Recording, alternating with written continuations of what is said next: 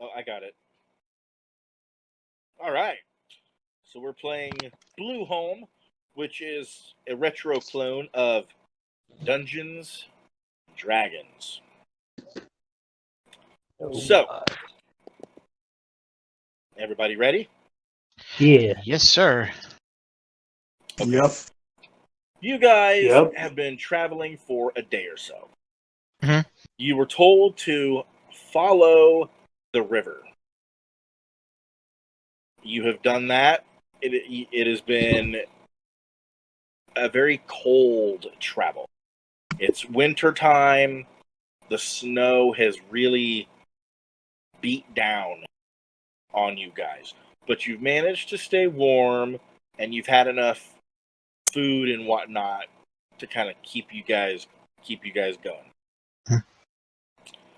You guys have eventually managed your way out of the mountainous area, or not the mountainous area, the river area, and you come to a large rolling hill. Massive rolling hills. Snow covering them. Right now, a little bit of snow is falling from the sky. It's kind of beautiful. Kind of beautiful, to be honest with you. Trees everywhere. And you guys know that the only way to go to get to the next town is through the hills. Mhm. What would you guys like to do? So we're all. How are we traveling in a wagon? Yeah, you guys are traveling in a wagon.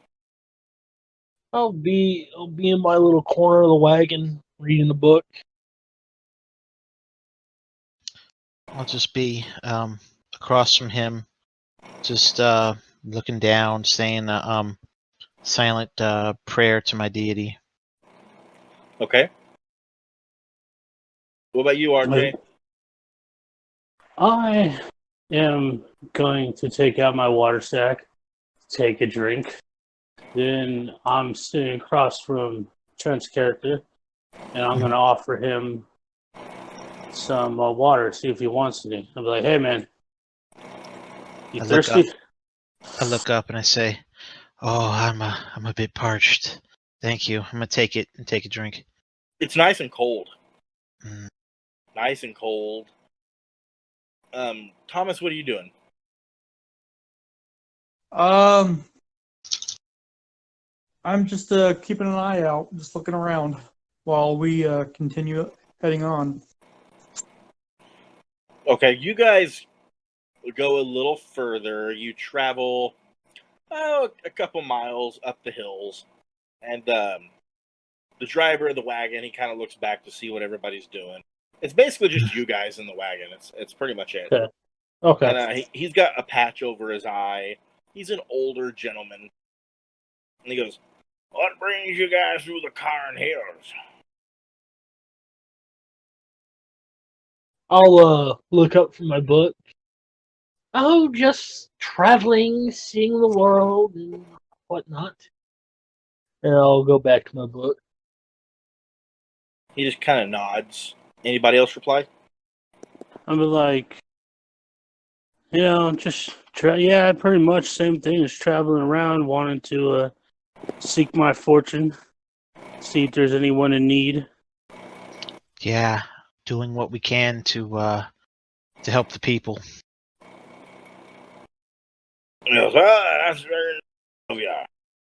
It's not a lot of people that really go out of their way to do the right thing these days, so kudos to you. Kudos to you.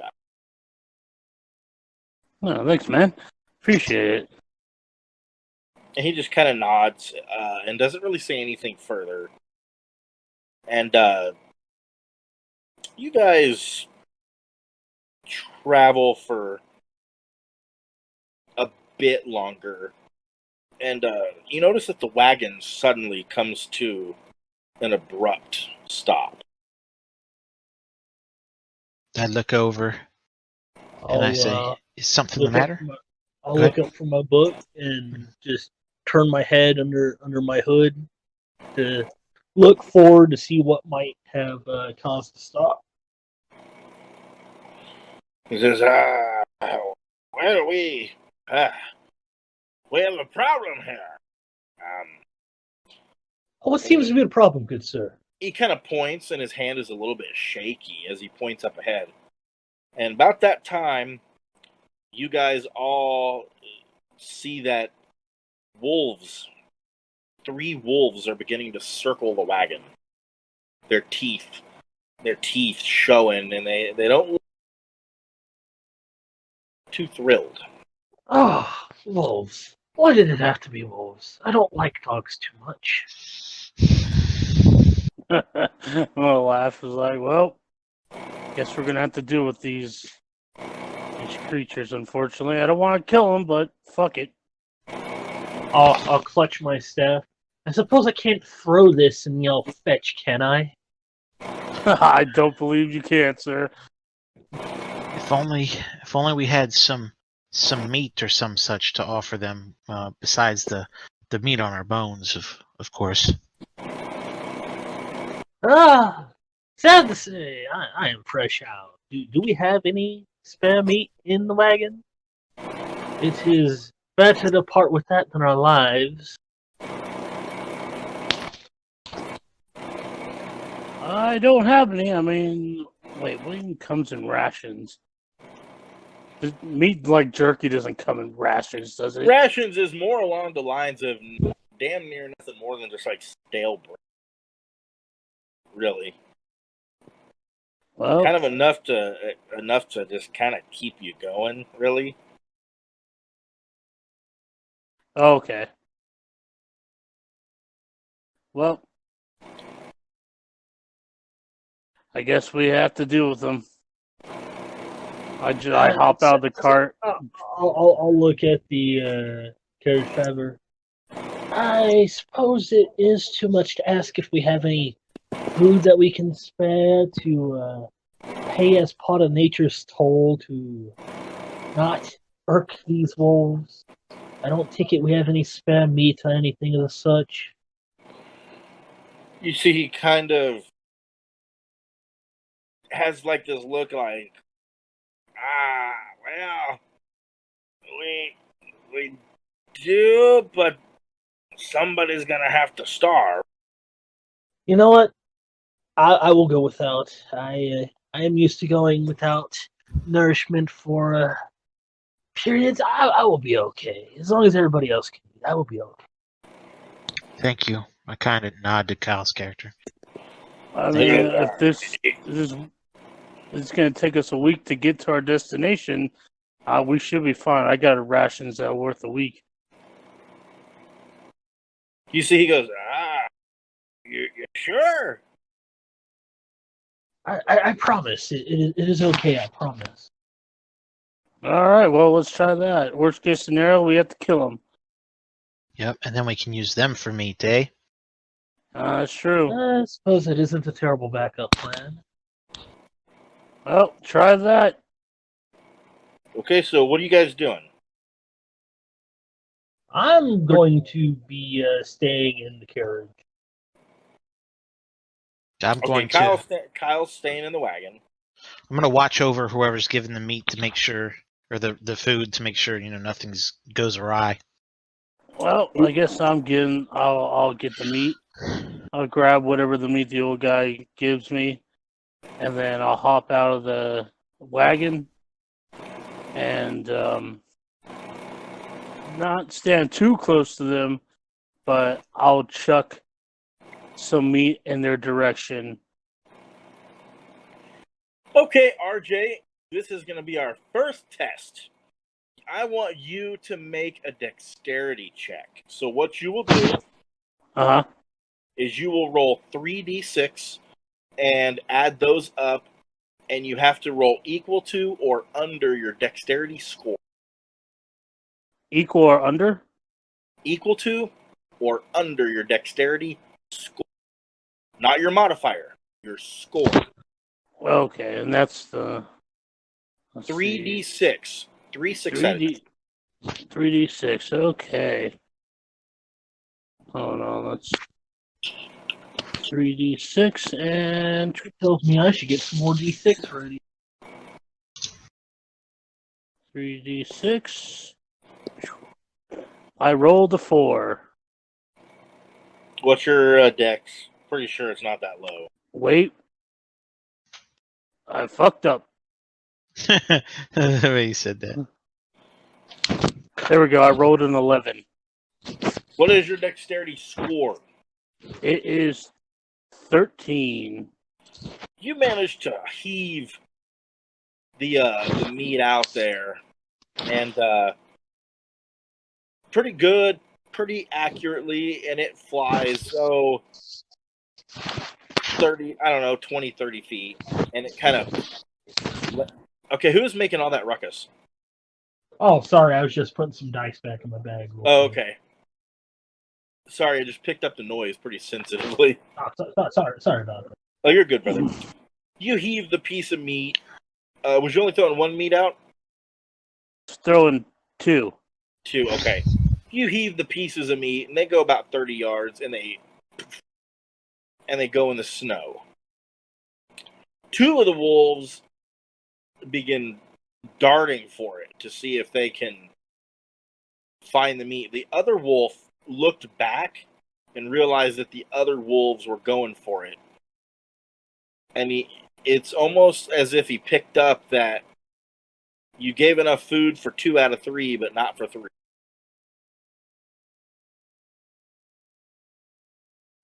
Someone hand me one more piece of meat.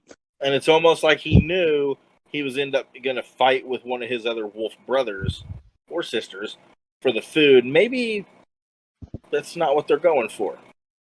I'm gonna help him get another piece of meat when he says, "Somebody hand me a piece of meat." I'm gonna go look for one.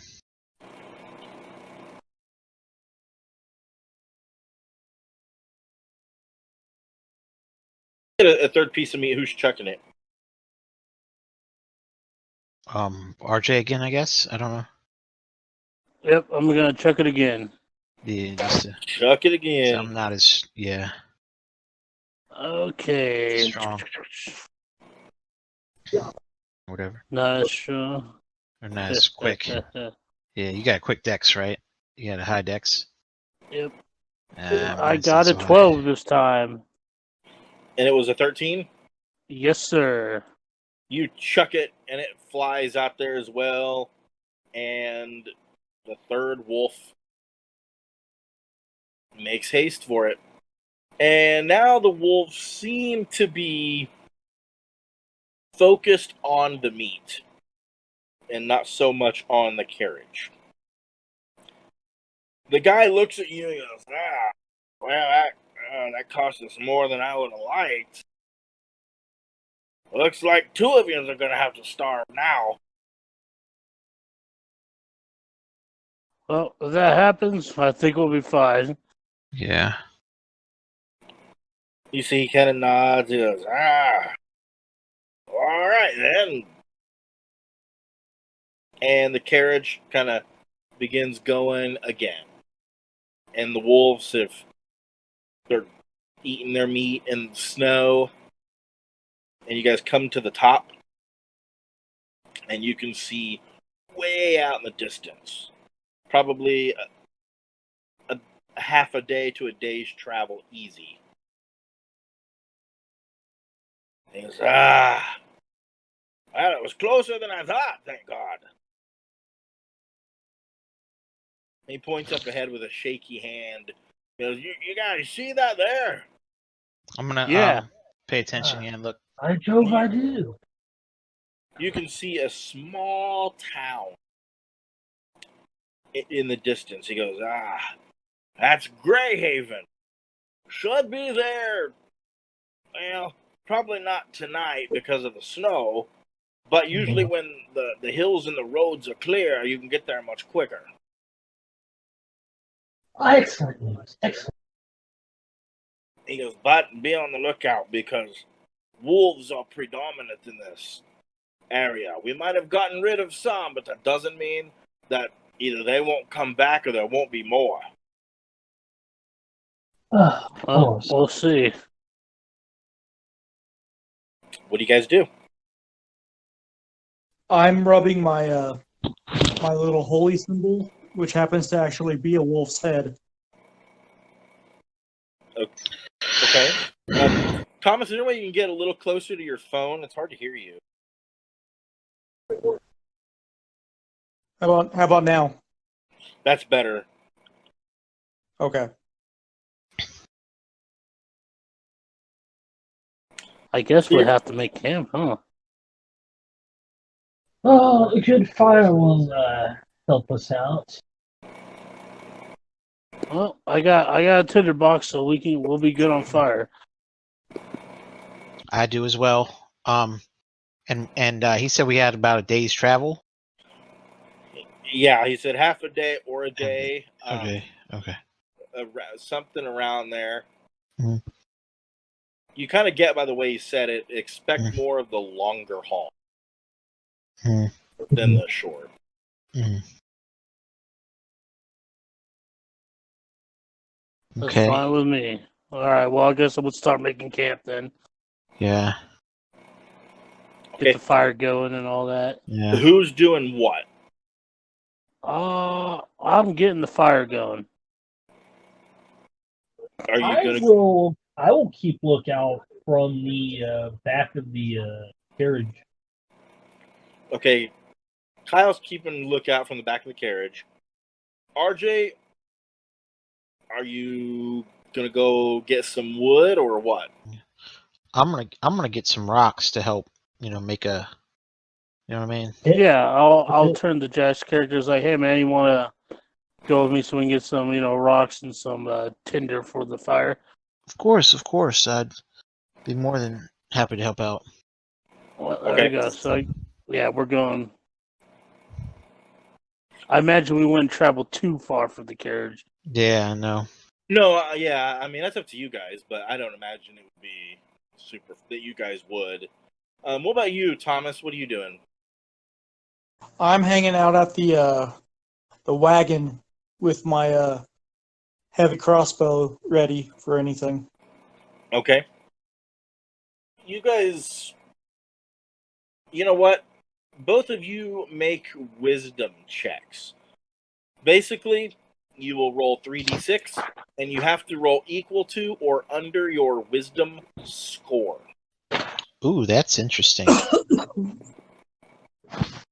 Okay. 3d6.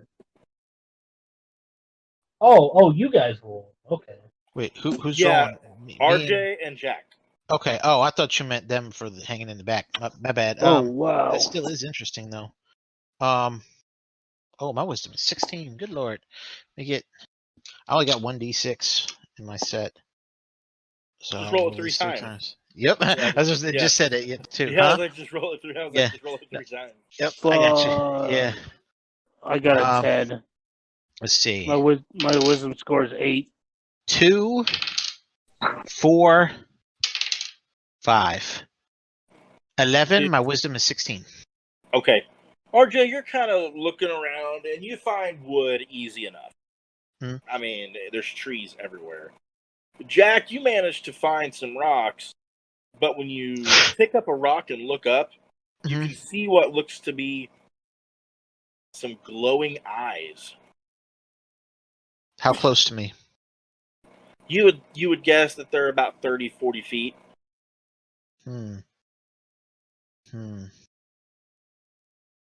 Ooh. I just I call out RJ's character name. What was it? Oh, call him Alexander or Alex. And I'm Ron, by the way. Oh, okay. Yeah. I knew we forgot to do something. Yeah. Huh? Yeah. Alex. Yo. Look over here. And I'm still staring at these eyes. Yeah. Oh shit. As you continue to stare at them, you Hmm. see that they begin to get closer, and you can hear a. Arm yourselves, I say to everybody. No. I'm gonna pull out my fucking 2 silver daggers. Okay, you pull out your 2 silver daggers. Jack, you pulling out your weapon? Yep. Pulling out my mace. You guys And choosing to fight? Yep. Okay, how far away did you guys leave from the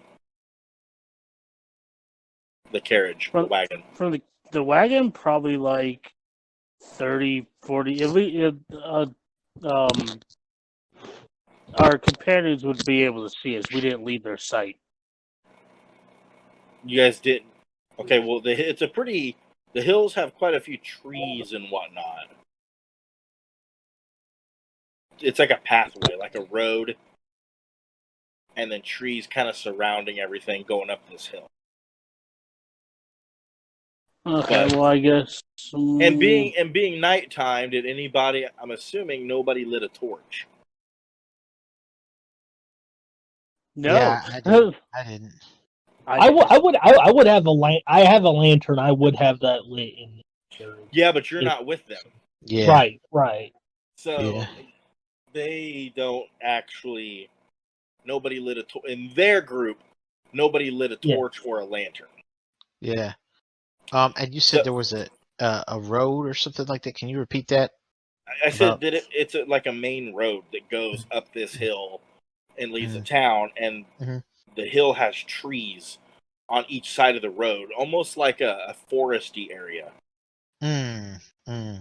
Yeah, Reminds me of a Bob Ross painting. kind of, yeah. Yeah.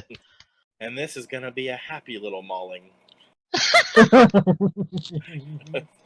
So, okay, so I'm gonna say your compadres cannot see you because, as you know, at nighttime with no light source, it's True. really hard to see past 10 feet really. Right. But I will say that they would be able to hear you. And you guys see these eyes getting closer. I start to What- back up cautiously. I'm going to whistle loud enough for my other companions to hear at the wagon, like a whistle that they could tell is probably like a getting noticed, like, hey, come here, whistle. Okay, you whistle, and Kyle and Thomas, you guys hear like a. And when you do, I need right now. I Mhm. need everybody to roll initiative. All right. Okay. And how do we roll So, how initiative? is yeah? Roll 1d6. 1d6. Oh, 1d6. Okay. 4. Shit. D6. Yep. Shit. Let me make some room on my desk really quick. All right. 5. On my D6. Do I have to add anything to it?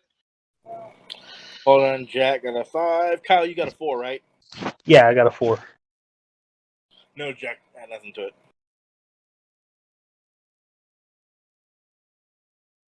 Okay. I need Thomas and RJ. I got a 3. Okay, Thomas is the last one I need. I got a 2. A 2? Yep.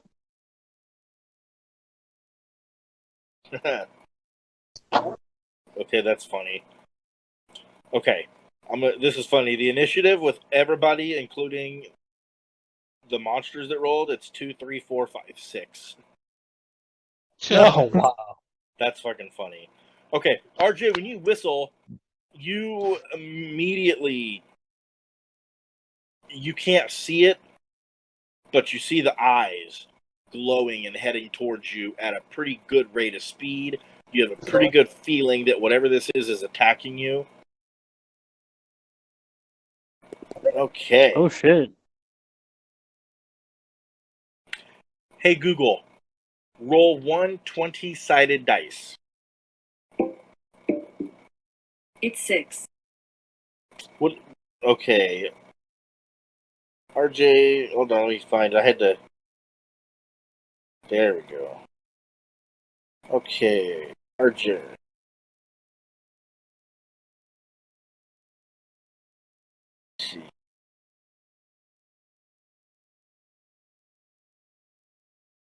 Okay, RJ, you see these eyes just bum rushing you, and you manage to like sidestep when it's basically like flying at you, and you feel like a breeze go past you from you're assuming is its like body, and when it got close enough to you, you realize that it's more wolves,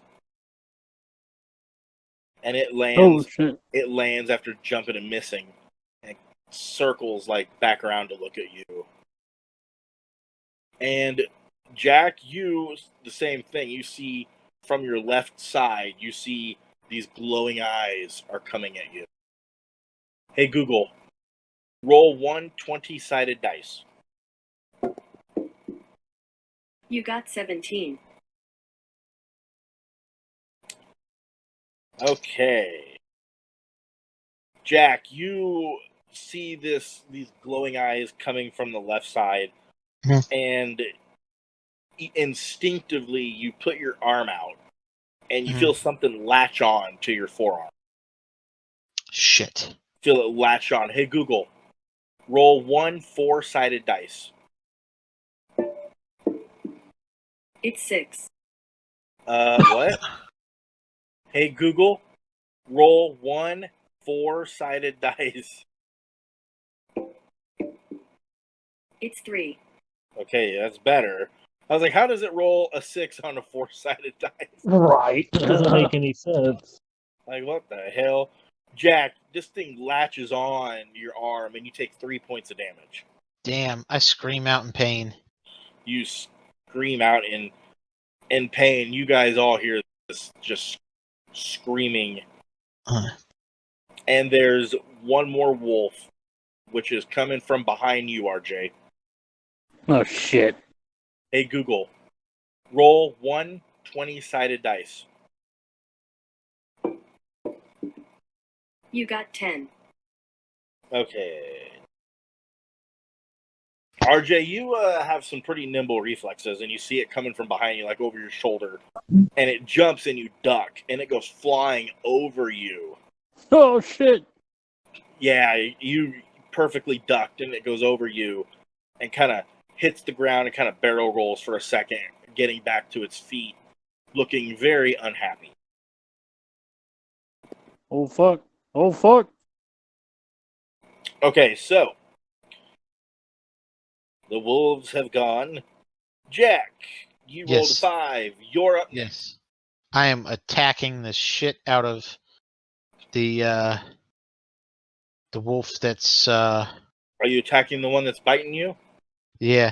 Now, spells. I only have turn undead, right? I don't have any healing. You only have turn undead, correct? Alright. Yeah, I'm attacking the shit out of the one that's biting me. Okay, so you're using correct me if I'm wrong, a mace. Yes. Okay. Roll that 20-sided dice, my friend. Ha! Natural 1. Jack, Ooh. you rear back your arm, going to swing, and due to it like shakes its head, and just kind of the pain causes you to rear back to swing, but then your arm lowers from the pain. Now you don't sustain any more damage; it's just now. And so you weren't able to get the swing off to hit it. Okay. Kyle, you're up. All right, so I guess my turn would be getting out of the carriage with the lantern and clutching on to my staff. Yeah, unless you have a ranged weapon, I do not. yeah, you can't. It'll take your whole turn to get out of the carriage and get up there.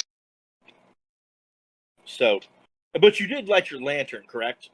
Yeah, I had Okay. my lantern lanted. When you get up there, you realize that they're being attacked by wolves. And now Jack and RJ, you guys can now see since the area was lit up. Upon saying this, I will say out loud, I could have swore we just fed the brothers and sisters. Okay, RJ, it's your turn. Oh, okay. Now the first one that, how far the one? Okay, so the one he flew past me. The How one, close is? okay, you stood Like, back up. There's one directly in front of you. okay. He's probably no more than 10 feet. And Now, then there's one behind you that is probably approximately about the same, 10 feet. okay. So, if I wanted to get the hell out of there and find a place where I can hide, can I do that? Well, you're not going to be able to run and just hide because wolves can see in the dark really well, Okay. and they already know you exist. Okay, then.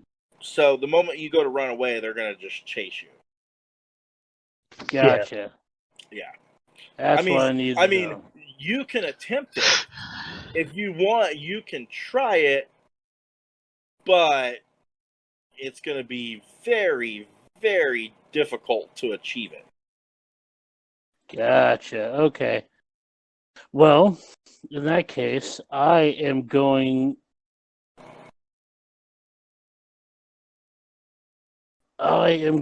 to attack the one in front of me. You going to run up to it? Yeah, I'm going to run up to it and attack the one in front of me. All right, RJ, make that attack roll. Okay, then I get to attack twice. So I roll You get to attack 2d. twice, so make your first. You roll 1d20 for your first attack. Excuse me. Pardon me. Yeah, 1d20, okay. Let's do one attack at a time. Okay. Boom. I rolled a 13. You hit. Now, for damage, you're going to roll 2d6 and take the lowest roll. Gotcha. Take the lowest Are 2d6 you- lowest roll. Oh, Kyle? so you're using dagger. So wait, does he get to make 2 attacks? Or Yes.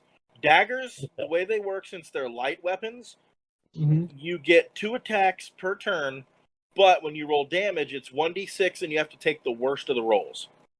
Okay. Yeah. What if they're tied? Well, if they're tied, then it's just whatever you rolled. Okay, so 4 then, because I rolled an 8. You rolled in. Oh, you rolled 2 4s? Well, you said 2 4s or 2d6? Oh, I said 2. Yeah, you roll 2d6. You don't add them up. Yeah, I know. Yeah, that's what I'm saying. You said take the worst of the 2, right? Yeah, Yeah. so you roll 2 4s. Yeah, I rolled 2 4s, yeah. Okay, that's what I was saying. So you Okay. do 4 damage then. And You you run up there, RJ, and you manage to bury the first dagger right in its shoulder. And it lets out a whimper, and you still got 1 attack if you want to take it. is this the one that's biting me? No, this is the one that's in front of RJ. Ah, Alright, I rolled a 17. Roll damage. Are you attacking the Excellent. same? You're attacking the same one, I'm assuming, right? Oh, yeah. Okay. And I got altogether a 9 and a 4. So I rolled 4 damage. You rolled a what? I rolled, the worst of it is 4. I rolled a 4 and a 5. Okay. RJ, when you buried your dagger into its shoulder, you then take the other dagger and you bring it right down through the top of the head. And you hear a crunching sound of the skull, followed by a little bit of like a squishy sound from the blood in the brain. You rip your daggers out, and the wolf just it falls dead, just falls to the ground dead. You killed one of the Fidos. Heck yeah. Okay. That would leave Thomas. I am still cowering in the wagon, hiding behind stuff with my crossbow ready. Okay, you kind of lower yourself down in the wagon. Imminent fear in your body. Character kind of shaking a little bit, but kind of an itchy trigger finger because you just don't know if something's gonna pop up over that wagon and get you. And that will go back to the top of the order with the wolves. Okay, Giacomo, the same wolf that's on you is gonna attack again. Okay. Hey Google, roll 1 20-sided dice. You got 16. Jack, it kind of tried to release to get another bite, like to harm you further. Mhm. But you managed to back up Mhm. and kind of keep it at bay a little bit with your weapon. You kind of swing it, and the wolf misses you. Kind of bites onto the wood of your mace, but then releases as it realizes it didn't get anything but wood. Yeah. So you take no damage, Jack. Thank God. You know, like that. Thank God. And the second wolf, it sniffs the air. And the glowing eyes turn towards you, Kyle. Nice, Fido. Hey, Google, roll 1 20-sided dice. You rolled 5. Kyle, this thing growls and then runs at you. And it goes to, kind of do like a leap to tackle you. You Mhm. saw it coming. You managed to do like a fancy twirl. And it kind of lands on its feet. And With my magnificent Snow White beard twirling with me. Yes, it is. It is beautiful. It's a beautiful sight to behold. And this thing kind of, when it lands, it looks around, and then it looks back and realizes where you are, and it turns its body.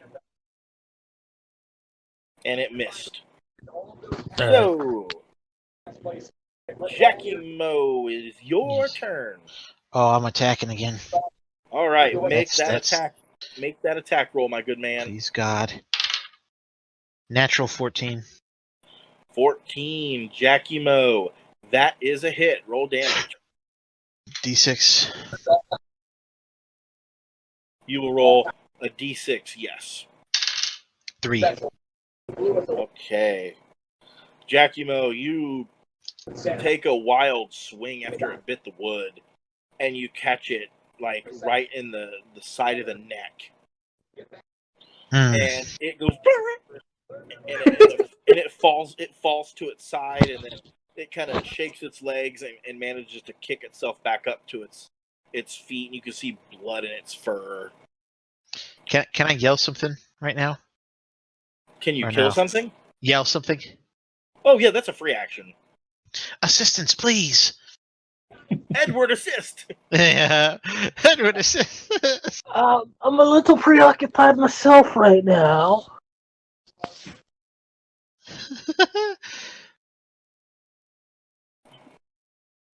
So, yeah, you club it with your mace, and it hits it pretty hard. And Kyle, it is your go, my man. Before I swing at it, I'm going to look at it. I'm going to say, "Bad dog." Okay. 16. 16 on your attack roll. Yep. Roll that damage, my good man. And then for 4 damage, I'm going to whack it on the head with my staff. Okay, Kyle, you kind of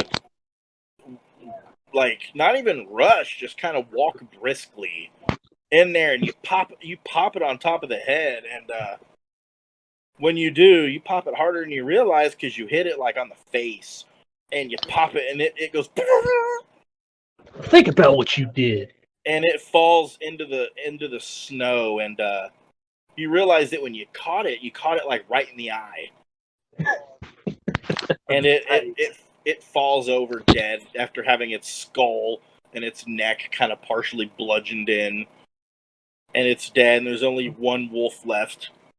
I will shake my staff at it sternly. That's right, Sonny. That's what you get. That's what you get.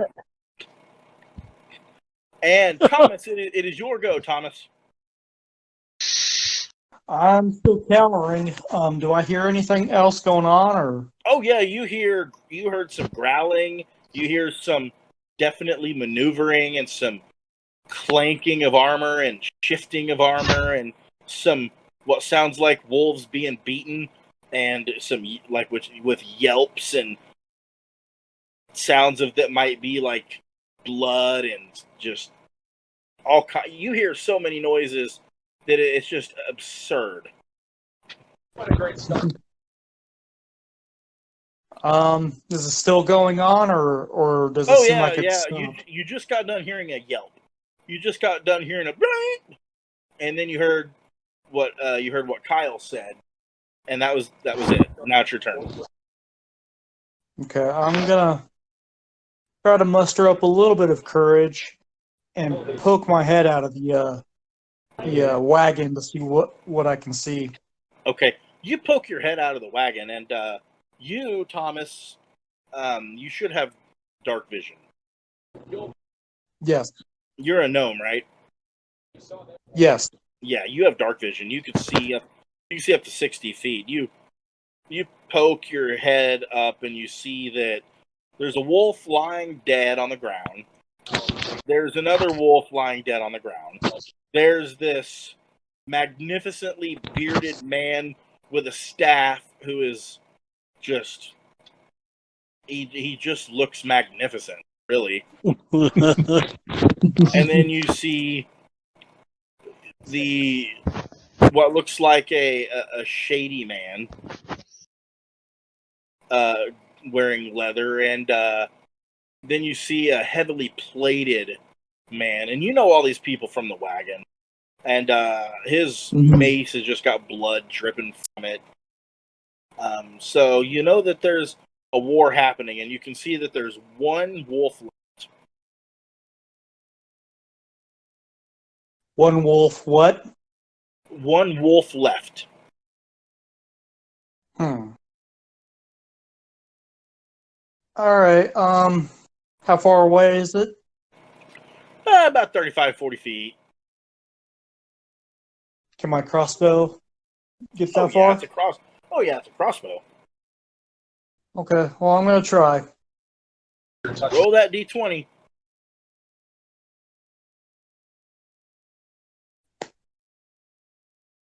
13 plus. Do I get to add my dex to it, or?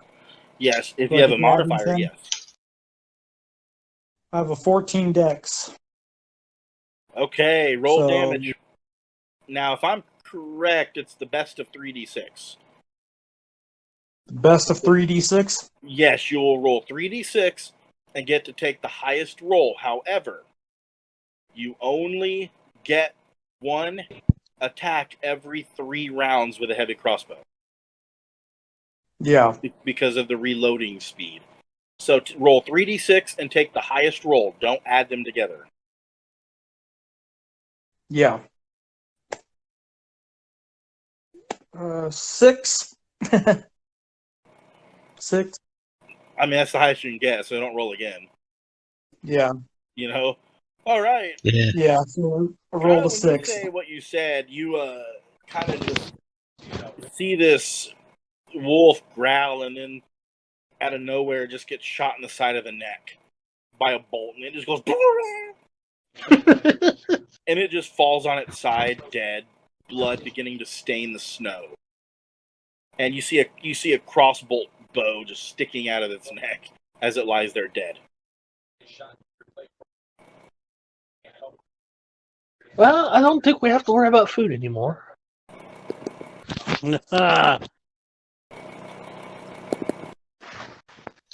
Yeah, I'm gonna go to my companion who cried for help and check on him, see if he's okay. I'm Like, wounded. hey man, you okay? I'm wounded. Oh shit. I need to make it back to the wagon. All Yeah, I'm gonna help you Oh. back to the wagon. right. Jack, you told your arm's wounded. Yeah. So you can walk, but RJ kind of gives Yeah. you a little bit of assistance. Yeah.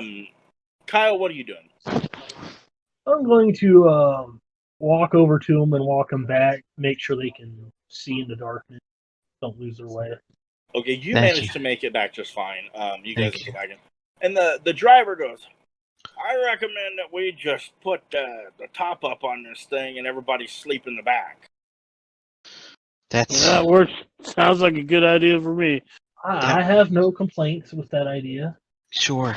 He goes, yeah, I recommend for tonight, if you got rations and you're hungry, eat them. Because if we make a fire to cook that, I have a bad feeling. Is there anything we can do with my wound? He kind of looks it over. He goes, best we can do is wait till we get in town tomorrow and see if there's someone there that can patch you up. All right. I kind of just nod slowly. I'm right. He goes, yeah, unfortunately the weather put us back quite a few days.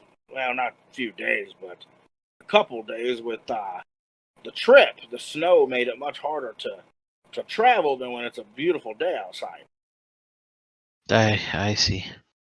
Fair enough. We should be fine within the wagon for tonight. I recommend somebody take watch, or at least two of you, just in case the wolves try to, sniff what's back here. I'll keep an eye out. He kind of nods, and then he kind of comes to the back and begins putting up the top to the wagon. And he goes, let's just hope that tonight they don't try to attack the horses. That would be bad.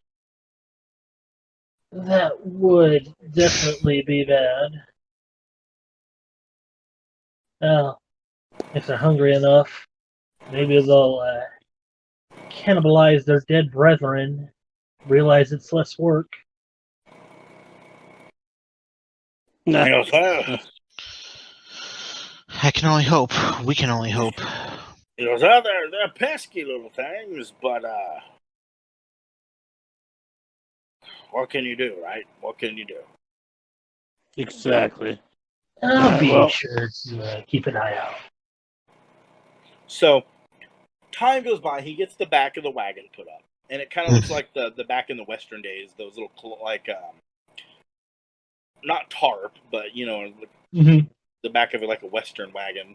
Yeah, like canvas-like stuff. Yeah, the canvas. Yeah, he gets the canvas up, and it kind of covers you guys. It's dark unless somebody's keeping a lantern lit. I'll have my lantern lit. Okay, you have your lantern lit, which illuminates the whole wagon Mhm. easily. And he kind of looks at all of you guys. He goes, so, what's your guys' story? I'll look up him as I'm eating my rations. Story as of what, man, old man? Right, story, like, where do you come from? What do you do? What are you trying to look to achieve in the future? Stuff like that. Oh, well, my name is Alexander, or Alex for short. I'm just trying to make enough money to make sure my family's well off. Especially my sister, she's only about like 7 years old. Yeah. Well, Gotta make sure that let me ask you this. Well, that's a very noble thing. Why didn't you just stay near your family and take some odds and ends jobs to support them? well, in my where I'm from, there's a, let's just say the man who oversees the town is not a very good man and tends to jack up taxes when he doesn't really have the authority, but he does it anyways and he can get away with it. So a normal job just ain't gonna cut it. He sounds no better than a highwayman. Yeah. So what you're telling me is you're looking rich. Well, or enough to sustain my. I can move my family out of there. Yeah, and they'll never have to work in their lives. So yeah, I guess you could say that. You see that he nods and respect. And then he looks at the long bearded. He goes, "What about you? What's your story?" Ah, yes, I am a seeker of knowledge. My name is Herman Vito. Some call me Tomes because I'll chuckle and hold up a book. I'm often caught reading a lot. It's I believe knowledge is power. I believe knowledge is very important to have. I am just but an old man traveling the countryside, always looking to learn new things. Eventually, I would like to have a nice little corner of the land to call my own and just, I guess, retire, if you will, and see out the end of my days, however long or short those may be. You see he kind of looks at you and he goes, "So exactly what part of the land are you? Where are you looking to acquire the land? If I..." Sorry, can you say that again? He goes, "What part of the land? Where at? If are you looking to acquire?" I was thinking maybe buy a harbor town, unless another place catches my fancy before then. I tend to like the ocean views and the tranquility it seems to entail.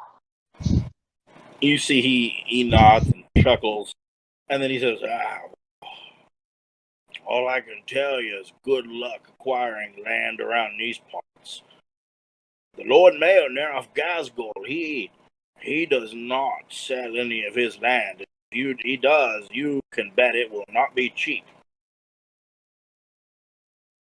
Well, I'll either look for the best opportunity or look elsewhere. He nods and goes, understand. And then he looks at you, Thomas. He goes, "What about you, little one? You seem to be a little bit afraid of things."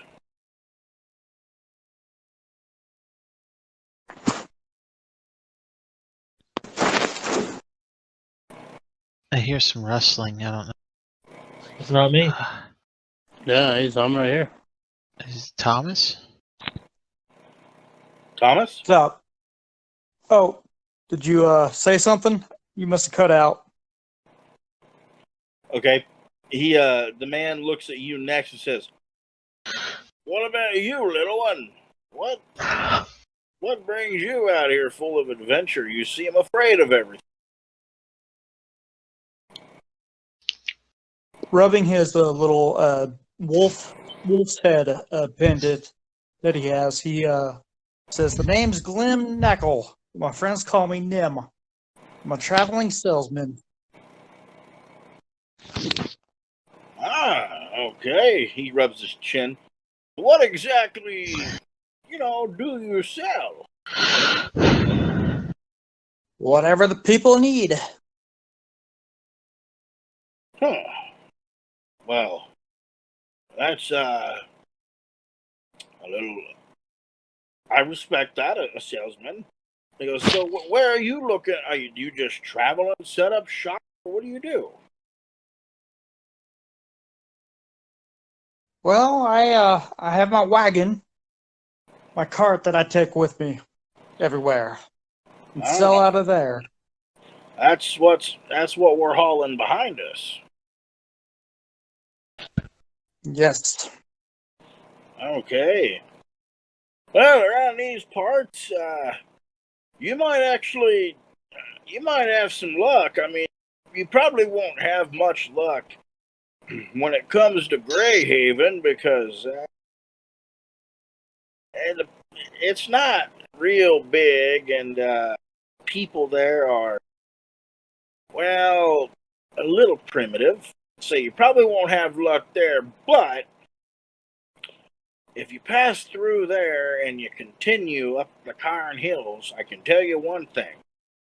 If you sell good What's quality that? wares, you're gonna have a lot of luck once you hit the free city of Greyhawk. Huh. Well, thank you.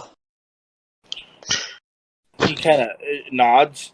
He goes, well, like I always say, if you're kind to Auric will be kind to you. And then he looks at you, Jack.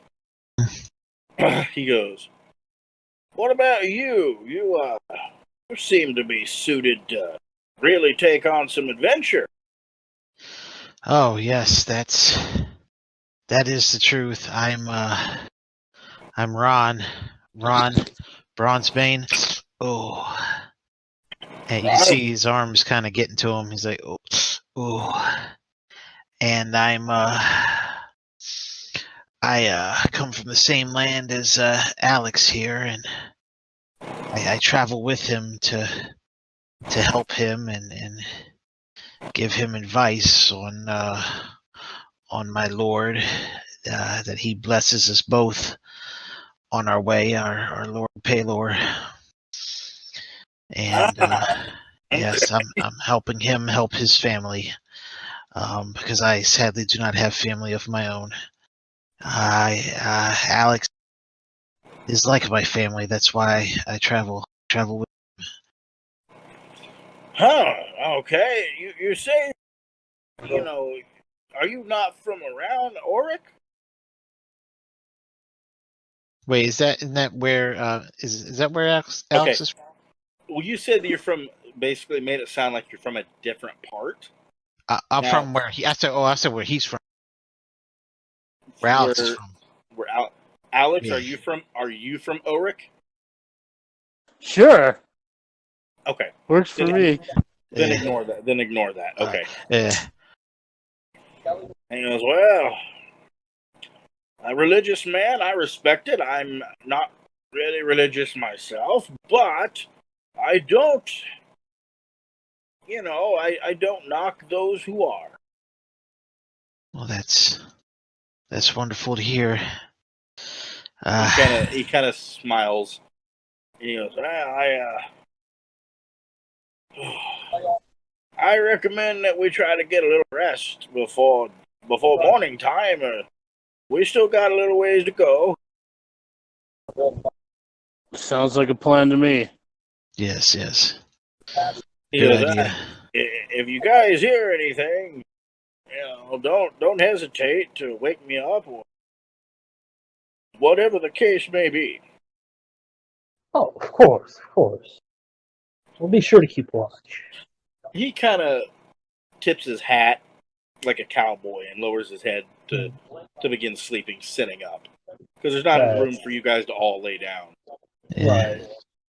Okay, what is the rest of you doing? I'm going to bed.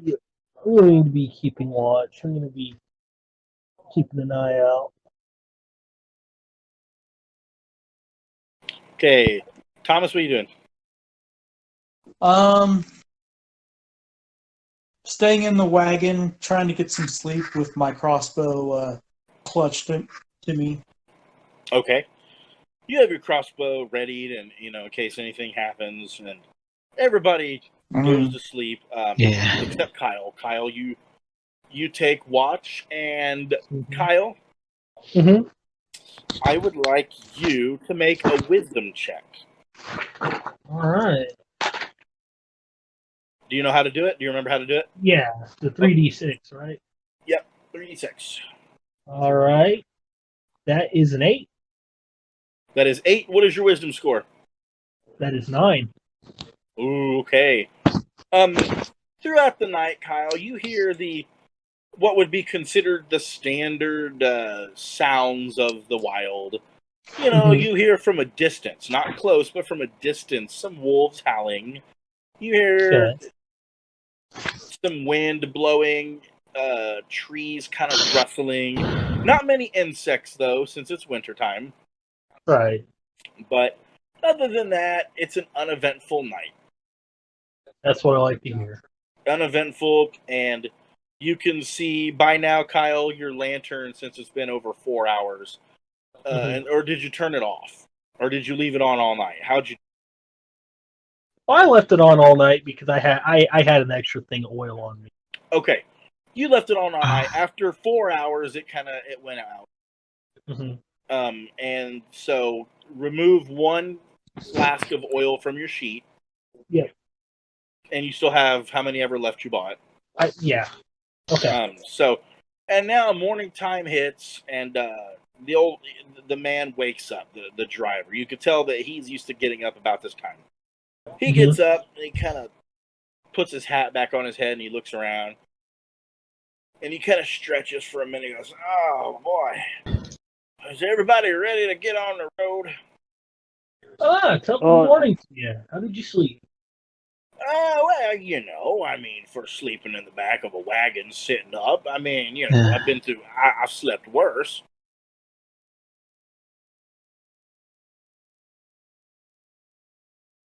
I hope everyone slept well.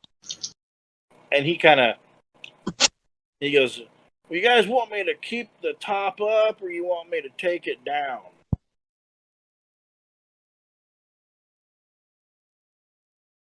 I don't see what it hurts. What'd you say, Kyle? I don't see what it hurts to keep it up. Yeah, no, we can keep it up. He's like, "All right." He's like, "Just be on the listen. Since the top's up, you guys can't see the outside. So if I see something, be on the listen, okay?" All right. Gotcha. And so he kind of gets out of the wagon and goes to the front where the horses are. Mm-hmm. And you can kind of hear him talking to the horses a little bit. And then the wagon picks up and begins to move. All right. And you guys are kind of sitting in the back, you know, and you guys are kind of chatting with each other a little bit, whatnot. Mm-hmm. And you notice that the carriage comes to a stop, and you hear him go, "Hey, one of you boys might want to get out here." I go, I'll go ahead. yeah, I'll get out. Okay. I get out from behind it. You get out, and you see that he's sitting there in the front, and you see that the front of the gate, the gate is just like one of them's closed, one of them's open, and it's wood with like steel barriers.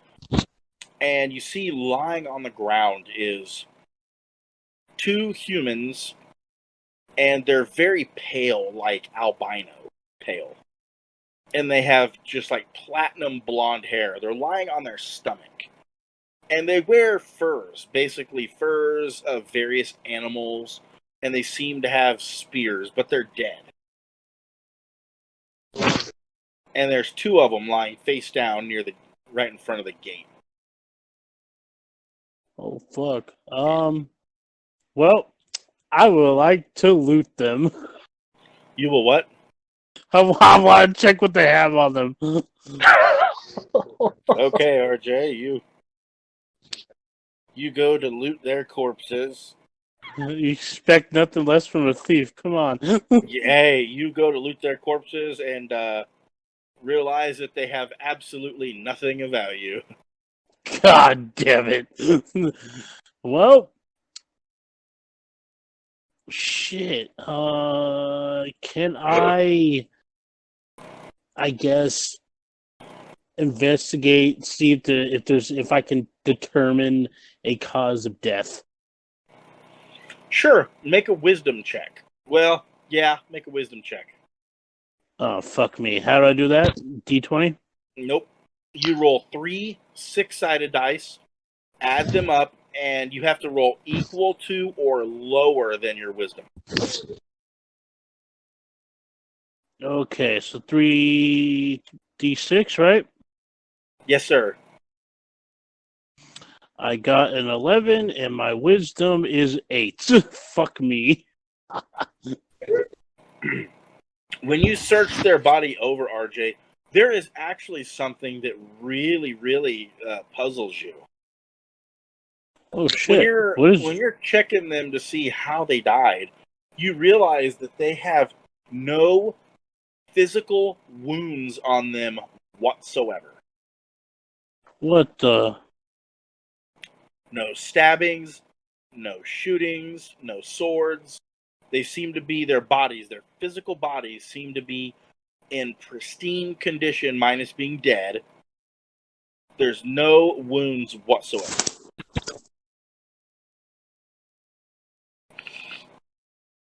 Okay, I'm gonna get up from looking them over, and then I'm gonna go to the back of the cart and tell everybody get out.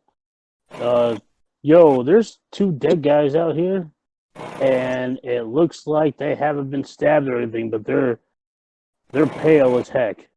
I don't know if one of you guys can determine it, but I can't. What's Um, everybody doing? I'll just poke my head out through the canvas to look over at the bodies. You will have to, Kyle, in order to see the bodies, you will have to get out of the wagon and walk around. All right, then I'll do that. Then I'll do that. Okay. You climb out of the wagon and walk around. What are the rest of you doing? I'm gonna get up and step outside, but I'm gonna stay close to the wagon and try to see from afar because I'm not feeling good. Yeah, Jack, that arm is really hurting. Yeah. Thomas, what are you doing?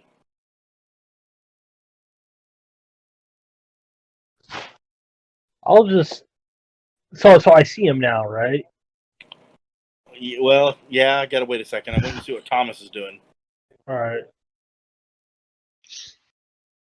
I'm Did he just die? poking my head out, whining, saying that I'm just a traveling salesman. Say that again. It's hard to hear you. I poke my head out, and oh god, I'm just a traveling salesman. Okay. You guys hear some whining and whimpering from the little guy. Okay, Kyle. Are you walking up to these bodies? What are you doing? I'm just going to get within line of sight of him. Okay. Based on what you see from the line of sight, they're lying there. I mean, they're dead. Like, they're on their stomachs dead. And from what you can see, there's no physical injuries on them whatsoever. And I can tell that they look pale. Oh yeah, they're most certainly pale. Kyle, if you want to, make an intelligence check. Oh yes, sir. That is 10, and my intelligence is 18. Okay. I might switch to the D20 so there's a possible chance of failure. I might have to switch to the D20. I kind of want to do the D20 anyway. That's how the original AD&D does it. Mm-hmm. It's just a D20 roll. Is everybody fine with that if we start using the D20? Oh yeah, dude. Yeah. Okay. So Kyle, you don't know, like, you haven't examined them enough to know the cause of their death. Mm-hmm. But you do know from your extensive research and study and everything, that Greyhaven is known to be the home of the Suloi people. Okay. And the Suloi people are a very pale, like albino figures, and they normally have very, like, either light red hair or platinum blonde. Mhm. And so you know that these figures are definitely the Suloi.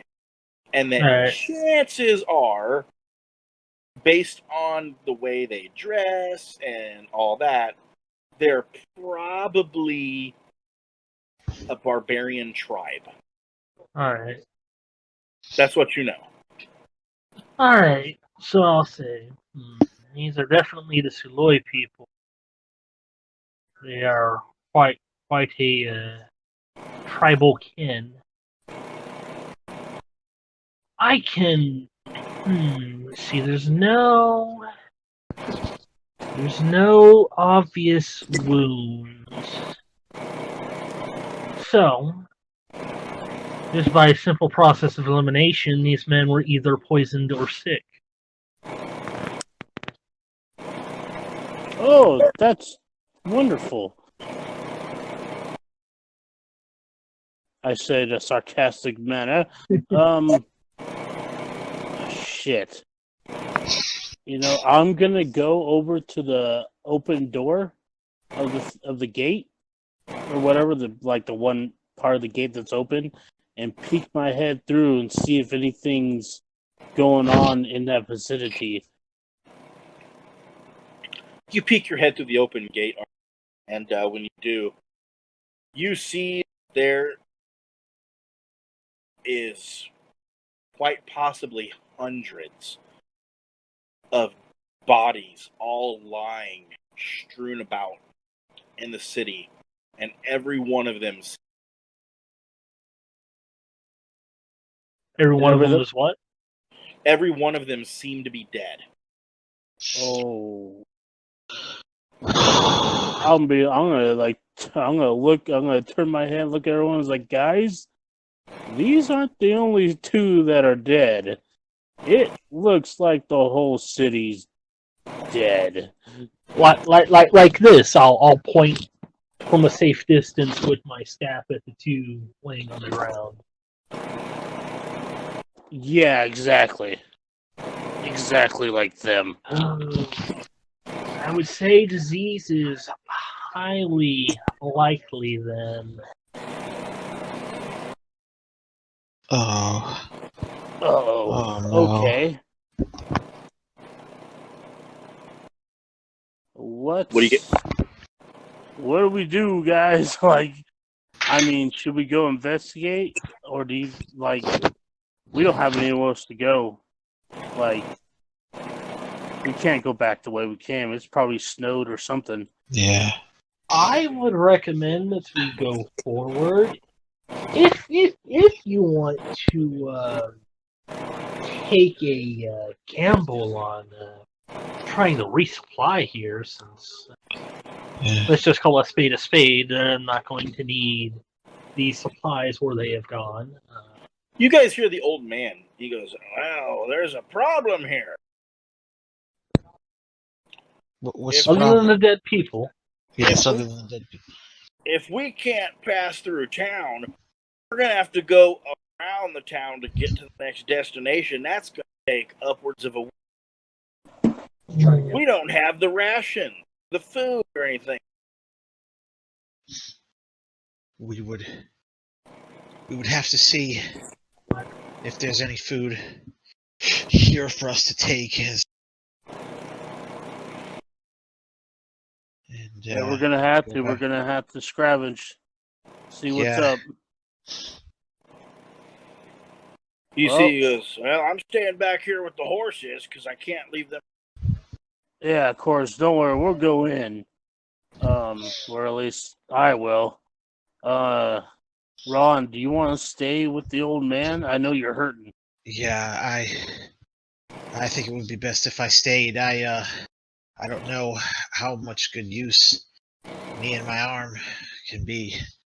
Right now, Well, if you then find perhaps any, a second set of eyes will help you then. Would you be opposed if I stayed with you?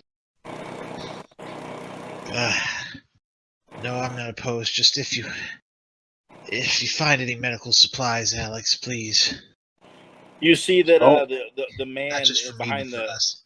the man who's controlling the horse, the driver. He goes, Yeah. Well, what do we do then if everybody's staying back? Who besides Alex here? Who's going? I mean, I suppose I could go if you really need me to. That would be. Well, it's not a matter if I need you to. If he stays back and he points to Jack's character, and you stay back, and I have to. And if he stays back and he kind of points with his thumb behind him in the carriage, where the little guy is, and he goes, and that leaves him to go by himself. If he goes by himself, you don't know what's in there, and if he gets ambushed, I mean, Yeah, that's a fair point. Oh boy, oh dear, how do I put it?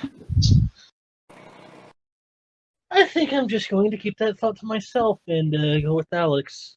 he Thank nods. He goes, I mean, I don't want to tell you what to do.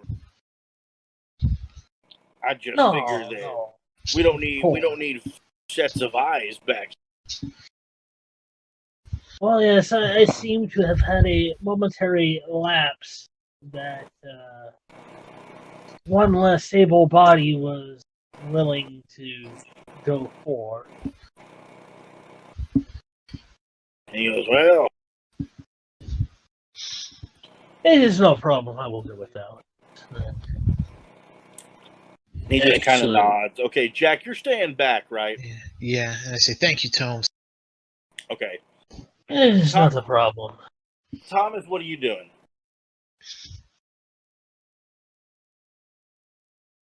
I'm who all staying behind? Just me and the driver. Yeah. Yeah, he's hurt. Like, he could go down. So I'm going in to go Okay, look I'm for gonna- medical supplies. I'm gonna stay behind too. Okay. Okay. So, RJ and Kyle, you guys kind of enter into the town, and it's not a very big town. Kyle, you know Kyle. You know what? Actually, I'm not going to say you know yet. Make an intelligence check. This time, just roll 1d20. 5. Okay. You know Kyle from extensive research throughout your studies and everything that oh shit, I had a brain fart. Hold on.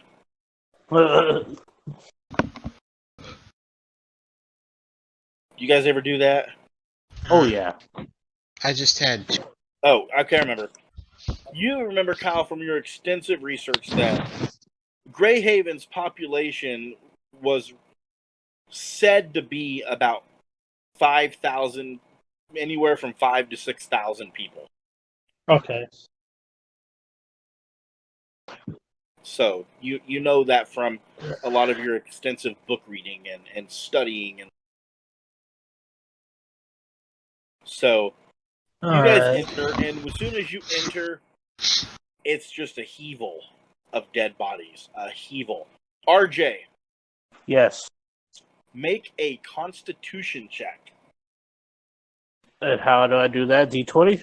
D20. Roll 1d20, and you got to roll equal to or lower than your Constitution score.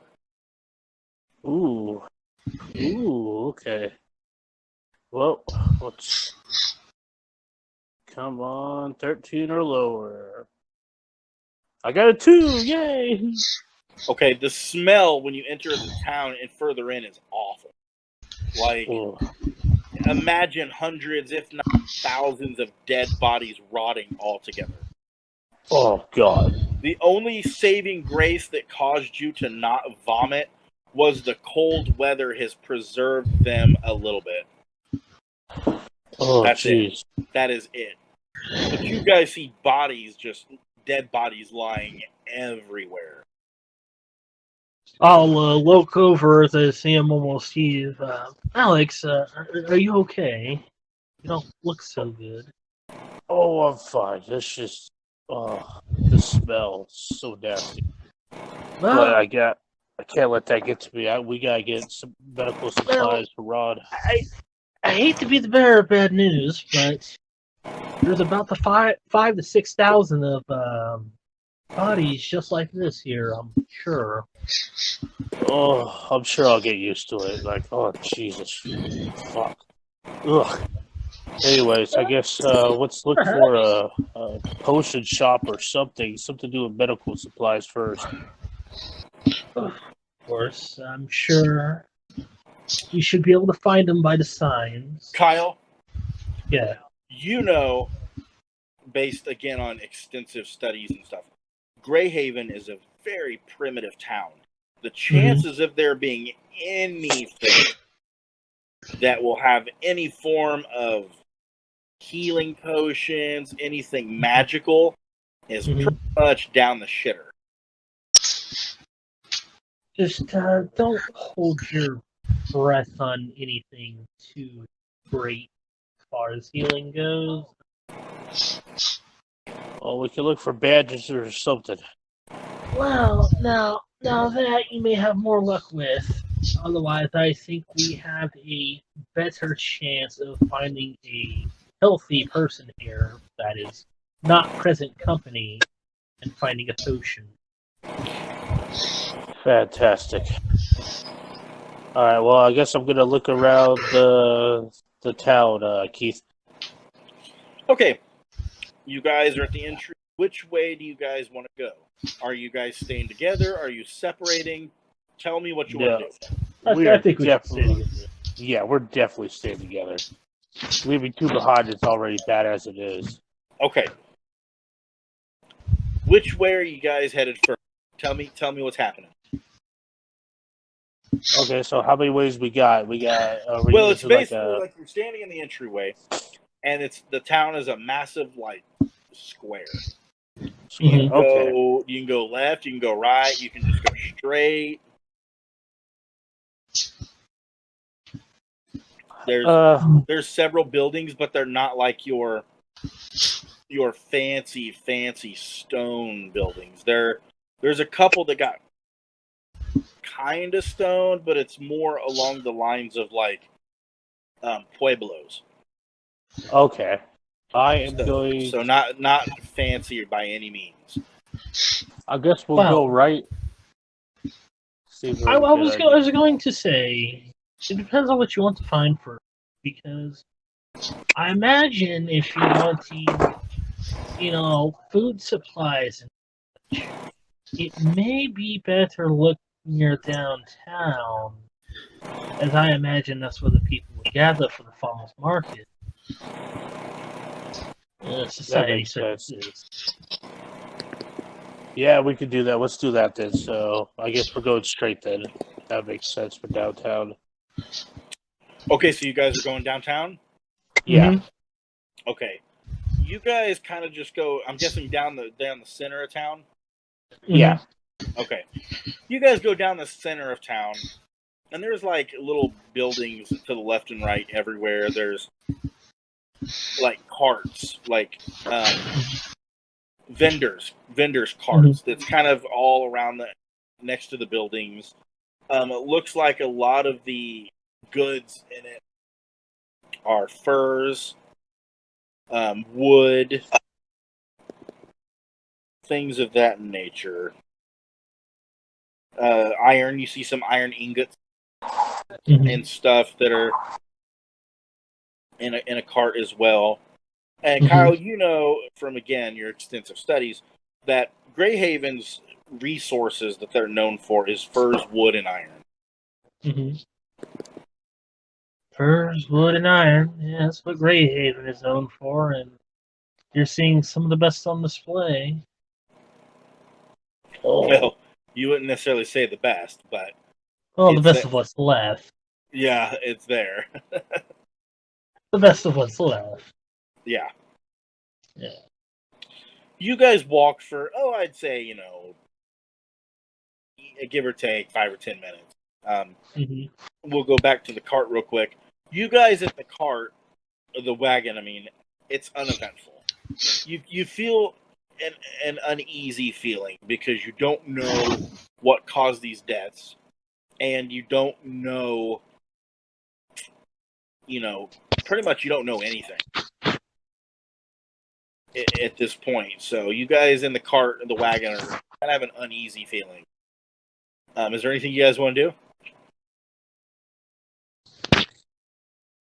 I'm just clutching my my wolf pendant, and I say, "Oh, Wolf Mother, please protect us." I'm sorry, go ahead. I didn't mean to interrupt you. Go ahead. I'm just doing a silent prayer to myself as well. And Okay. And the driver, he doesn't really say anything. You could tell he's very stern and trying to keep a keen eye on the situation. Yeah, I missed that we switched to us for a second. What was the actual scene? Like, we're outside of the town right now, but what did you describe? I did miss that. Before Well, Thomas no, I just said that you said, guys are sitting in the wagon. Okay. And, yeah. You're just sitting in the wagon, really. Kyle. Hope they're okay in there. And RJ, you guys managed to come to like what would kind of be the downtown area. Like I said, it's very, very primitive. You see you see several buildings, and some of them have signs. But what's carved into the wood, RJ, you have not at all a clue what any of the signs say. At all. Now, if anybody has the language Suloi, that would be me. They can actually read. Okay. So, Kyle, you have Suloi, so you can actually, and you know that the language Suloi is one of the oldest yet forgotten languages in Greyhawk. Okay. Not many people know it, and honestly, not many people care to know it. So, you see, there's several. There's like a building to your left, right in front of you to the right. A few of them have signs. A few of them seem to be maybe like their homes, like people's homes and stuff. So, what do you want to do, Kyle? What do the signs say? Which sign you want to read first? Oh, whichever one's closest to me. The one right in front of you would be closest. All right. And it reads like smithy. All right. So I'll point out with my staff. Well, that's for smithing. So that's not where we go. Which one you want? I'll look at the next sign that's closest after that. It's give or take about equal distance. All right. What's it say?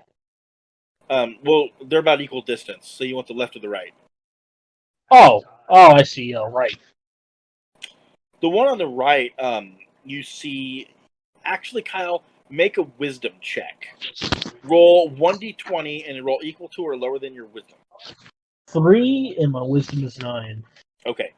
You notice that was the sign, but somebody had taken a piece of wood and carved something over it and hung it directly in front of the sign.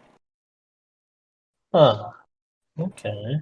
You notice that, and you notice that the writing on it is also in Suloi. And it just says, beware. I'll point that out like, that is a warning. It says beware. I don't think you want to go into that building. You are probably right. Well then, I'll look at the left side now. The left side, it reads brothel.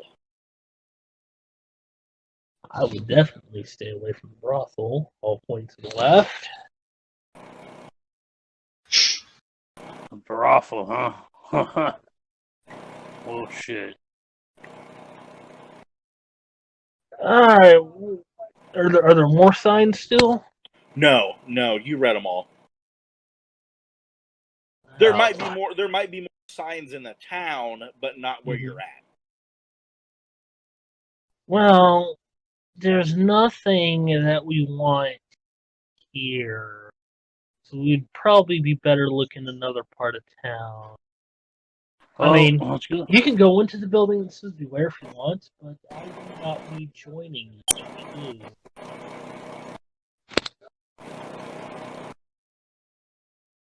I just go, you know what? I'm gonna listen to that warning and let's head back.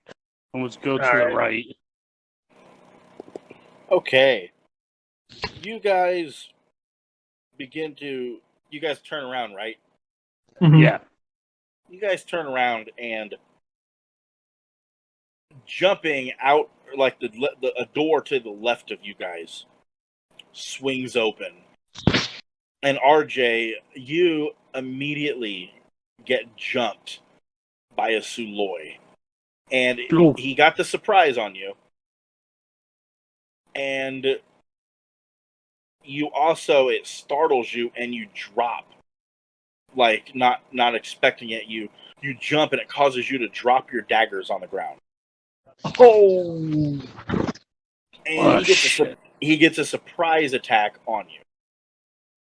Hey, Google, roll 1 20-sided dice. You got 12. Okay.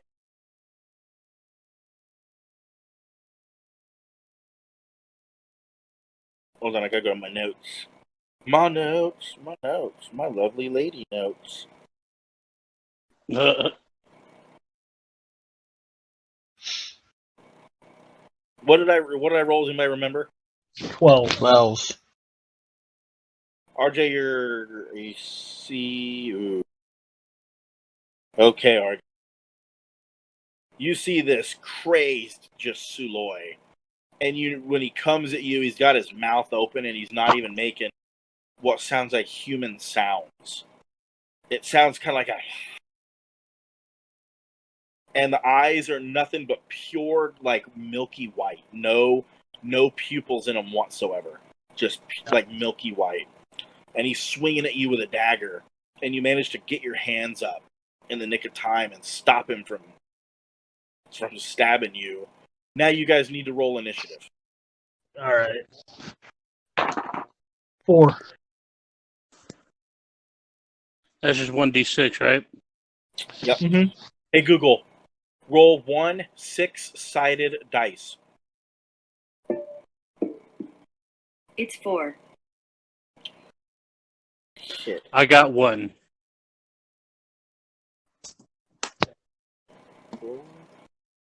RJ got 1. Kyle, you got a 4, right? I did get a 4. Roll again. Hey, Google, roll 1 6-sided dice. It's 4. 3. Okay, he goes first. RJ, he's gonna try to stab at you again. He is crazed, just a crazed maniac. Hey, Google, roll 1 20-sided dice. You rolled 18. Okay, that does hit. Hey, Google, roll 1 4-sided dice. You rolled 5. Okay. I'll roll it on my dice roller because you can't roll a 5. Stop. RJ, you try to keep your arms up, but you get scratched by the blade on your forearm. You take 1 point of damage. Oh, thank God. Sorry, guys. I have to roll. I was trying to roll like this so you guys could hear the rolls. Uh-huh. But obviously, it's trying to roll a 5 on a 4-sided dice, so I'm going to have to roll on my dice roller. Yeah. That's kind of lame. Like it's like trying to cheat. Okay, Kyle, you're up. I'm gonna have to try and whack him with my staff. All right, sir. Make that attack roll. 11. Roll damage. All right. 6. A 6. Yep. Kyle, when he's a stabbing, you manage to get him behind him and take a side swing, kind of like a baseball bat. Yep. And you hit him right in the back of the neck, and you hear a snap as the neck snaps. And RJ, you see the neck go in a very unflattering way, and he makes a gurgling sound and kind of spits a little bit of blood on RJ's face. Oh. And then his body crumples to the ground, lying face first on the ground. A little bit of blood coming out of his mouth and onto the ground. He's dead.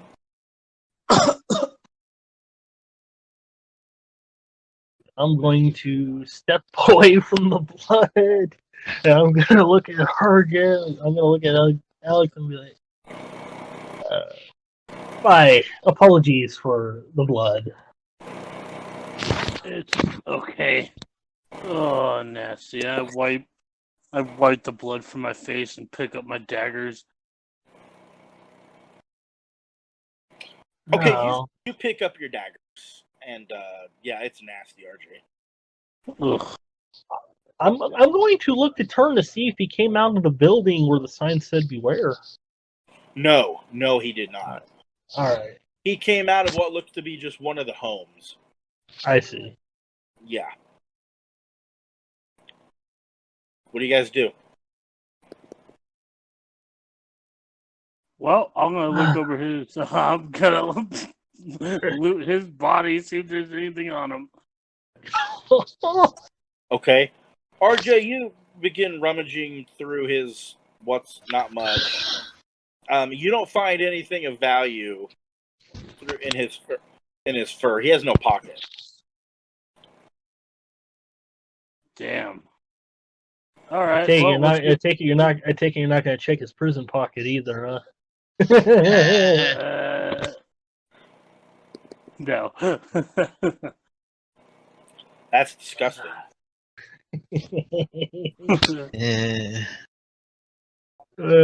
Well, keep eagle's eye out. Starting to realize what that "beware" means. Yeah. All right. Let's get to the other side before anything happens. About Again. that time, another door comes flying open. And this time, Right. Kyle, you are being surprise attacked.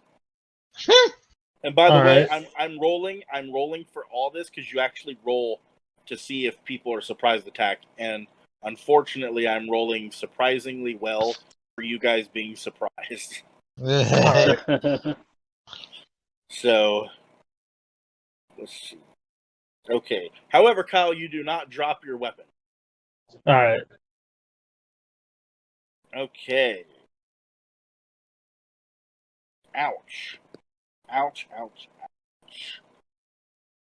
Kyle, you spin to the side as this figure comes bombarding from the house like it did RJ. Mm-hmm. An absolute maniac. And it manages to catch you in the chest region for 4 points of damage. I'm at 0. No. Did it kill you? I only have 4 hit points, so Well, I would roll my other. Let's see if the other dice roller will work. Hey, Google, roll 1 4-sided dice. You rolled 6. Nope. Do this. Tell Google to pick a number between 1 and 4. Actually, hold on. Hey, Google, roll a 4-sided dice. You got 1. I bet it's because I'm saying roll 1 4-sided dice. Yeah. It's okay. Don't worry about it. I got an idea. All right. RJ, you see your compadre hit the ground. And he seems to be not moving. Roll initiative. I got a. Hey, Google. Roll a 6-sided dice. 4. It's 6. You got a 4, RJ? Yep. Okay. He gets to go first.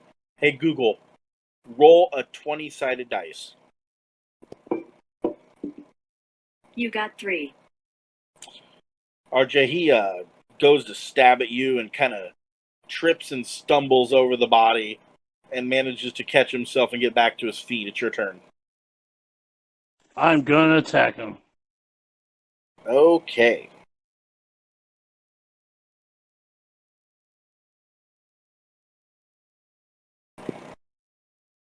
Okay, let's see.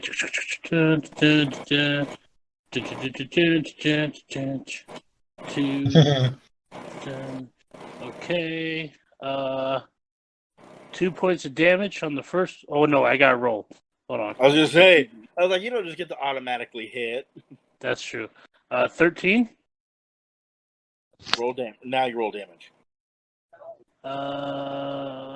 2 again. Okay. You manage to bury that dagger just right in the shoulder. Okay, second attack. 18. Roll damage. And, 4 again. So you got. Tell me your damage numbers. Okay, so it was 2. I don't know why I said 4 again. I was thinking my last roll. 2 and 4. 2 and 4.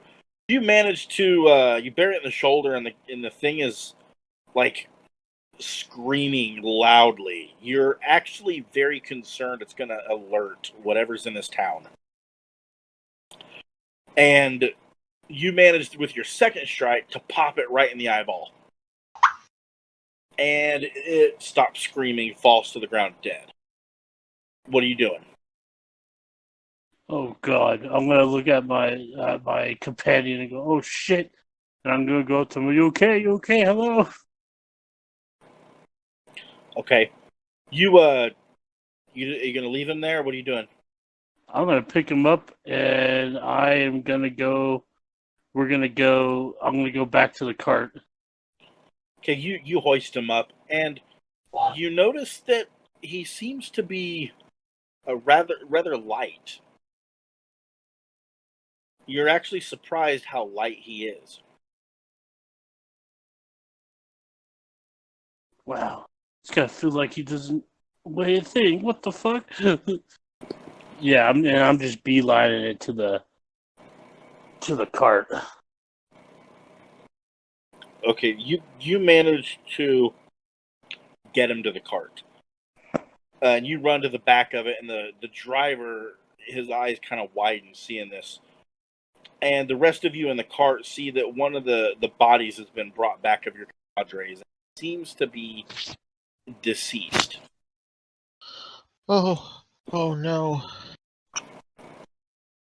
Oh, what's happened? We got ambushed twice they're crazy in there. They're I don't know, they're zombies or something. I'm not sure. I don't know what's wrong. Something bad happened. It's not good in there. We gotta get out of here. There's nothing we can do. We can't find anything in there. It's too dangerous. Oh no, we should just travel through as quickly as we could. Yes. You see, he says, See what we can. Get in the wagon. Just everybody get in the wagon. We're going to have to go around. Gonna have to. Everybody get in the wagon. Yep, Yep, get in and the I'm wagon. Get in the Okay. wagon, get in the fuck out of here. Mhm. Okay. You all get in the wagon. You all get in the wagon. And he's like, he's kind of gunning it. And he's like, be prepared for one hell of a bumpy ride. I'm holding on. Off we go, Okay. yeah! He pushes the horses. Really pushes them. And what was supposed to be about a day's travel, since he really pushed them, only turns out to be half a day. The sun is going down. It's not down yet. The sun is going down. And you guys see this on top of this hill, this absolutely just magnificent town. It is the most beautiful town we've ever seen. You see this massive castle that looks like it from a distance. It looks like it goes up, and it's got red like flags on the top of it, and you can see massive castle walls and doors, and just it looks like it probably has, well, you don't even know how many people it has, but it's a lot of people. And the driver immediately pulls up to the gate, and as he manages to pull up, well, I'd say about 10 yards from the gate, and the horses kind of collapse from pushing them so hard. Mhm. And you hear him go, "Fuck!"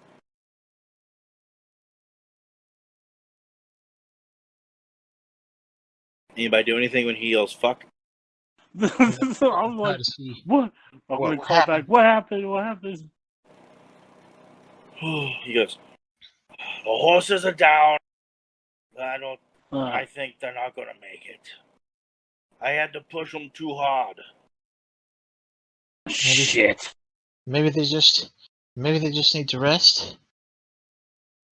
He says, "I don't think so. They fell. One easily broke its leg.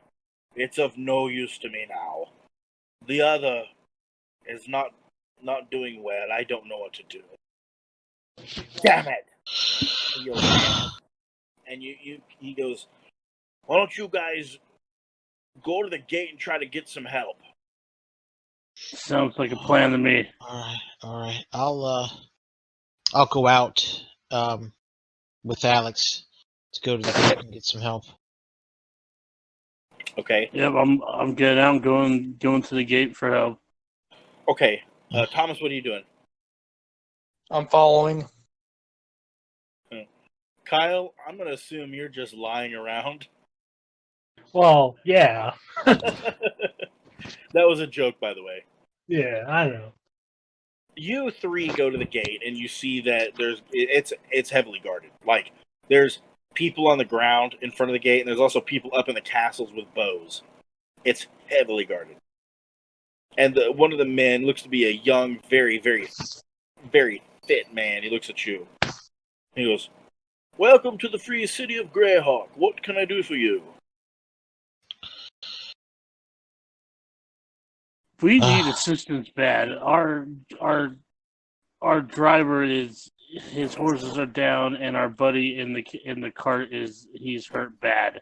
Yes, I am also wounded We as well. we need to get medical attention. Yes. He says, "I figured, but I wanted to make sure you were not trying to simply pass through." And he goes, I he show kind my of looks arm at, if necessary. Go ahead, sir. he looks at your arm, and then he looks at another guard. He says, "Go get help, let him in." And the gates open, and it's bustling. Like, It is the biggest city you've ever seen. Hands down. And several guards and a carriage goes out there to help you guys. You know. And the horses, you can see the old man, he gets in the other carriage and he kind of takes off his hat and puts it to his chest. And he got his head lowered, goes, dim since babies. Now they're dead.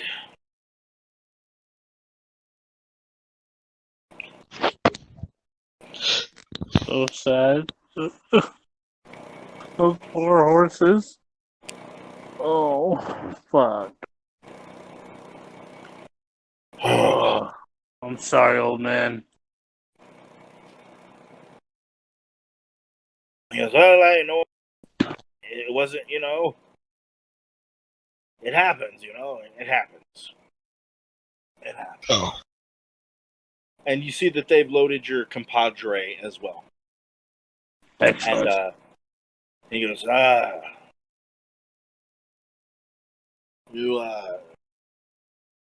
you have a friend here who seems to have had his life ended. Yeah, it seems to be that way.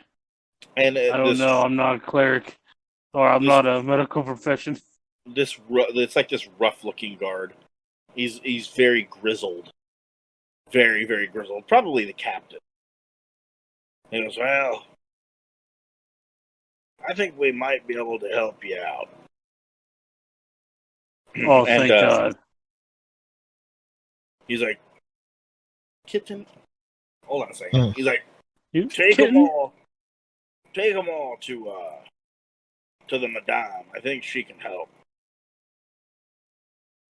And you guys are all taken in a carriage with your stuff and everything inside the town and to a pretty nice building.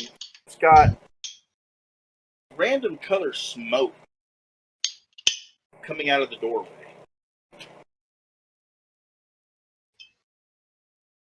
And the carriage stops. The carriage comes to a stop. And, well, this is taking here.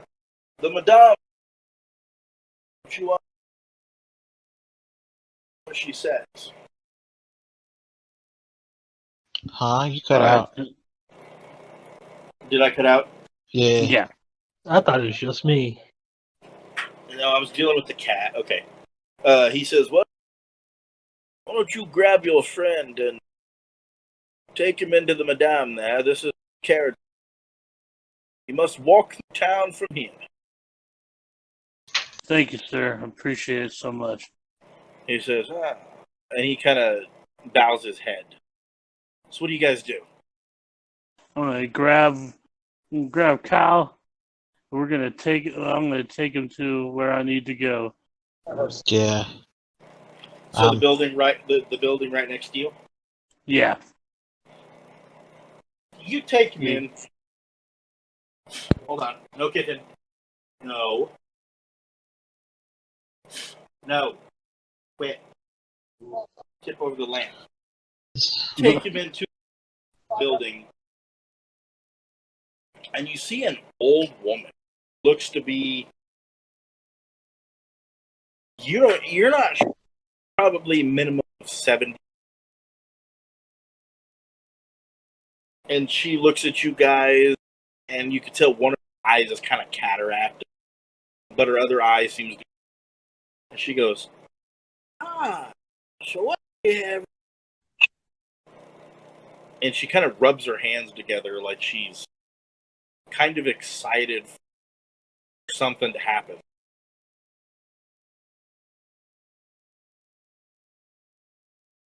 Well, we were attacked, and I don't know what happened. He just got hurt real bad when I was with him, and my other buddy here, like, he got bit by a wolf.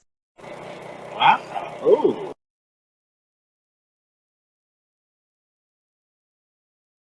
definitely. She says, I can to help. What was that? She says, I can help you if you're willing to help me. And what do you need help with? She says, well, why don't you agree or disagree first and then we'll talk.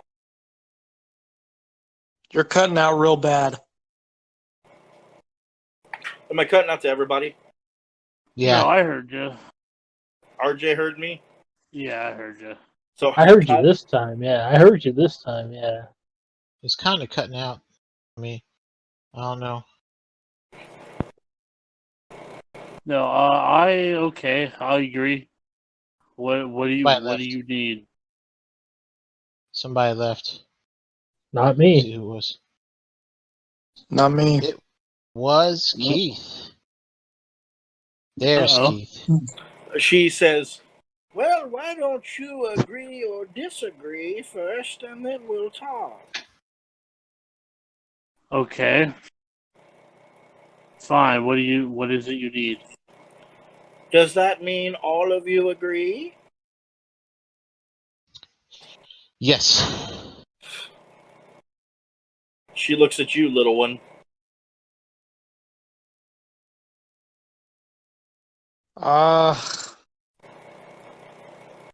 He hesitantly nods. Ah, fantastic. She goes, well, let me do my end of the bargain first so I know you will do your end of the bargain next. I am a man of my word, ma'am. You see that she kind of undoes the like armor. Kyle, you're wearing leather armor, right? Nope, I'm wearing a cloak. Cloak, Hooded okay. cloak. Yeah. I thought so, but I couldn't remember. Yeah. You see that she kind of undoes the cloak, and it is revealed that your compadre is nothing more than a skeletal figure. What the? He hasn't. And she looks like at just joy. She goes, "Oh my, necromancy! Oh, not what I expected, but boy, is it a delight!" And she rubs her hands together and she begins to say these absolutely foreign phrases to you guys that you have no idea what she's saying in the slightest. I'm so And- puzzled. Oh yeah, you're puzzled. You're definitely puzzled. And about that time, Kyle, you realize you're lying on like a table with your robe, everything kind of opened up, with this strange old woman kind of standing above you, chanting. I'll reach over with my hand. I'll reach over my chest to realize that my robe is open. I'll look up, my jaw open. I'll go, "Ah!" I am You- fucking frightened now. You scream, and it causes her to actually like stumble backwards in fear. Yeah. I do the same practically. I'm like, oh, and- what is... And she holds her chest for a second, and she goes, "Oh my, oh." Woo. She goes, "Well, it worked." And yes, there is a snow white beard attached to the skeleton's jaw. And she kind of walks back up to you, Kyle, as you're kind of fixing your robe. And she, when you're fixing your robe, she goes, "I would not reveal that you are a skeleton to these people, or they will lynch you hard." There is a very good reason why I dress the way I do. She was like, "I figured."